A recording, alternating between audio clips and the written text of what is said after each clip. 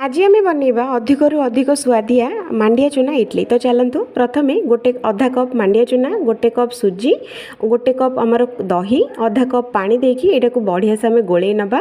गोले की 10 मिनट या रेस्ट पर छाड़ीदबा। तो चलतु या मसला रेडी करवा। पैन बसैबा, पैन रे चामच तेल, बिरी डाली, बुट डाली, जीरा सोरिष देकी आकु टिके फुटै नबा। भृसुंगा पत्र, पियाज, कैप्सिकम, गाजर देकी पियाज देकी आकु टिके नाकु फ्राए करवा। फ्राए हो गलानी। तो चलतु मांडिया चूना जो आम गोल रखी थे सुजीटा बढ़िया से फुली गलानी। तापर फ्राए होता मसलाटा को ये आम देदेबा। धनिया पत्र देकी एटा को बढ़िया से आम गोले नबा। स्वाद अनुसार लुण ये देदेबा। बढ़िया से आम गोले नबा। अल्प टिके नाकु खाइबा सोडा ये देदेबा। पानी अल्प देकी बढ़िया से गोले नबा। इडली छांच नबा। अल्प अल्प देकी इडली छांचरे भर्ती कर नबा। इडली छांचरे पानी देकी आकु 15 मिनट पूरा स्लो मीडियम रे आकु सिझेबा। 15 मिनट पर चलतु देखा। तो देखंतु मांडिया चूना सुआदिया इडली पूरा पूरी रेडी। भल लगी लाइक शेयर सब्सक्राइब करबा जमा भी भूलिबेनी।